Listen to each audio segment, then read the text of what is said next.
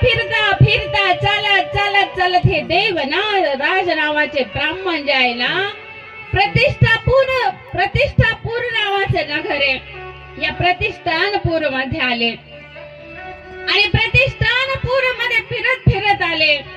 यालाच प्रतिष्ठानपूर मध्ये जे महादेवाचं मंदिर आहे त्याला ढोलेश्वर महादेव नाव प्राप्त झालेलं आहे.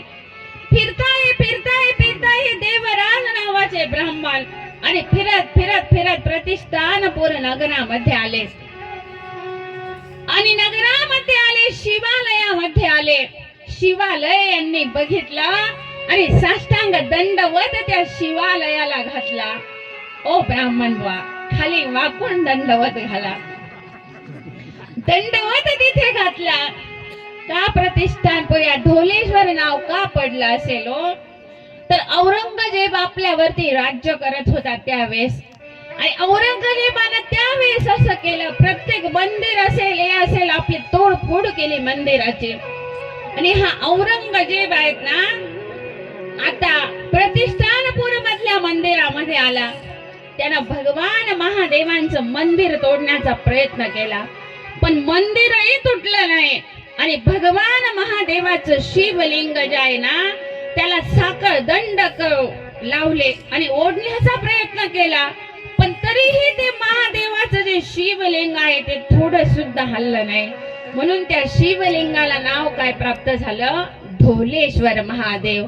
ढोलेश्वर महादेव की, शिव महापुराण की, नांदुरेश्वर रामेश्वर महादेव की. आणि जेव्हा जय हो होईल ना तर दोन हात वरती करून पूर्ण आपलं समर्पण भगवंताला द्यायचं असतं, म्हणून दोन हात वरती करून जय हो म्हणायचं असतं.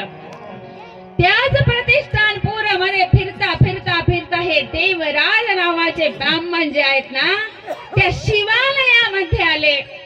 शिवालयामध्ये आले. देवराज नावाचा ब्राह्मण आता त्या शिवालयामध्ये बसला आणि शिवालयामध्ये बसलेला असताना हा देवराज नावाचा ब्राह्मण तिथं चालू होती शिव महापुराण कथा.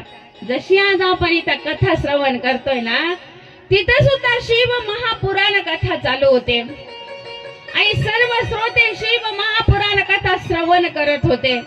आता हा ब्राह्मण तिथे आला देवराज नावाचा, पण कधी भगवंताचं नाम स्मरण नाही, कधी काहीच नाही केलेलं.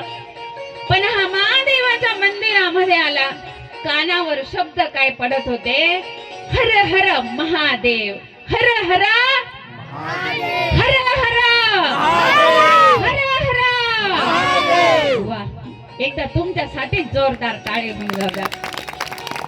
हर हर महादेव हे शब्द देवराज नावाच्या ब्राह्मणाच्या कानी पडत होते आणि तिथले जे साधू आहेत, जे ऋषी आहेत, ते शिव महापुराण कथा सांगत होते. हे देवराज नावाचा ब्राह्मण सुद्धा लक्षपूर्वक ते शिव महापुराण कथा ऐकतोय. पण शिव महापुराण कथा श्रवण करता करता करता या देवराज नावाच्या ब्राह्मणाला खूप फणफणून असा ताप अंगामध्ये भरला. ताप अंगामध्ये भरला, थोडं सुद्धा त्राण शिल्लक राहिला नाही. बघा, ताप तर भरलाय पण आपल्या ब्राह्मणाला थंडी सुद्धा वाजून आली त्याच्यामध्ये. आणि झाकी करत असताना दादांना ताईनं त्या देवाचं देवत्व खरोखर आपल्यामध्ये प्राप्त होत असतं. म्हणून मी जसं सांगते तसं त्याच्यापेक्षा अजून 2 बोट वाढवा करतायत आपले ब्राह्मण. बुवा, ताप भरला, थंडी सुद्धा अंगामध्ये भरून आली ह्या देवराज नावाच्या ब्राह्मणाला. आणि ताप भरला, पण तो ताप भरलेला असताना सुद्धा ना पूर्ण महिनाभर कथा या देवराज नावाच्या ब्राह्मणानं ऐकले. आता इतका ताप भरला अंगामध्ये त्राण थोडं सुद्धा त्राण शिल्लक राहिलं नाही ह्या देवराज नावाच्या ब्राह्मणाचा.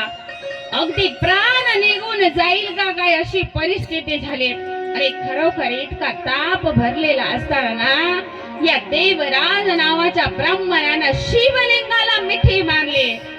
वा, टाळी वाजवा. शिवलिंगाला मिठी मारली आणि त्या शिवलिंगाला मिठी मारलेला असताना ना त्यातच ह्या देवराज नावाच्या ब्राह्मणाचा मृत्यू त्या शिवलिंगाला मिठी मारलेला असताना मृत्यू झाला. ब्राह्मण खाली पडून घ्या तुम्ही आता. मृत्यू झाला, देवराज नावाच्या ब्राह्मणाचा मृत्यू झाला. पण आता ब्राह्मण बुहांना नेहला शिवदूतही आले आणि यमदूतही आले. शिवदूत आले, शिवदूत म्हणायचे हे गिऱ्हाईक आमचं आहे आणि यमदूत म्हणायचे हे गिऱ्हाईक आमचं आहे. दोघांमध्येही भांडण झालं. पण त्यावेळेस यमदूतांना माघार घ्यावी लागले आणि शिवदूतांना तिथं शिवदूतांचा विजय झाला. का विजय झाला? आयुष्यभर पाप केलेलं होतं या देवराज नावाच्या ब्राह्मणाने. पण मरणाच्या वेळेस ब्राह्मण बुवांना काय आठवलं? शिव मंदिरामध्ये त्यांना मरण आलं आणि कानावर शब्द काय पडत होते? शिव शिव शिव शब्द पडत होते. शिव महापुराण कथा कानावर श्रवण होत होते. आणि माझ्या भगवंताने सुद्धा स्वतः सांगितलंय की जिथे कथा चाललेली आहे ना तिथे यमदूतांना येण्याचा अधिकारच नाहीये. म्हणून सुंदर प्रमाण आलेलं आहे. हरी नका जाऊ तया गावा नामधारकाच्या सेवा. नका जाऊ तया गावा नामधारकाच्या सेवा. सुदर्शन यावा घरटी फिरे भोवती, घरटी फिरे भोवती. नका जाऊ तया गावा नामधारकाच्या सेवा. नका जाऊ तया गावा नामधारकाच्या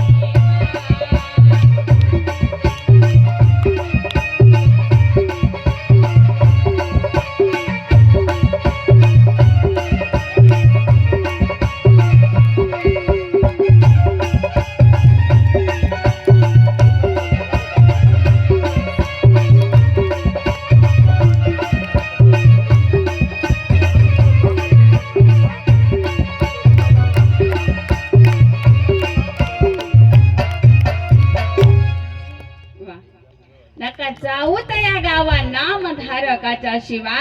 सुदर्शन यावा घरटी फिरे भोवते. जिथं नामस्मरण चाललंय तिथं यमदूतांना त्याच्या घरात त्याच्या शिवावरती सुद्धा यायची त्यांना परवानगी नाहीये. पण ह्या देवराज नावाच्या ब्राह्मणानं शिव महापुराण कथा श्रवण करता करता त्याचा मृत्यू झाला ना. आणि माऊली ज्ञानेश्वरी सांगतात आणि मरणी जया जे आठवे तो तेची गती ते पावे म्हणून सदा स्मरावे मातेची तुवा. मग ह्या देवराज नावाच्या ब्राह्मणाला शिवदूत घ्यायला आले. गळ्यात रुद्राक्षांच्या माळा घातलेल्या, जटाजूट मोठ्या वाढवलेल्या, अंगाला भस्म लावलेलं असे शिवदूत घ्यायला आले. आणि ह्या देवराज नावाच्या ब्राह्मणाचा आत्मा कोण घेऊन गेलं? शिवगण घेऊन गेले. म्हणून आपल्याला सुद्धा आपण शिव महापुराण कथा ऐकतोय ना, आपण सुद्धा भगवान महादेवांना विनंती करायची की ओ भोले बाबा, आमचाही जेव्हा शेवटचा क्षण येईल ना तर शेवटच्या क्षणी तुम्ही जसं देवराज ब्राह्मणाला नेण्यासाठी तुमचे शिवदूत पाठवले ना, तर आम्हाला नेण्यासाठी सुद्धा कोण पाठवा? तुमचे शिवदूत आमच्या सोबत पाठवा. हो साथी हमारा कौन बनेगा, ओ साथी हमारा कौन बनेगा, तुम न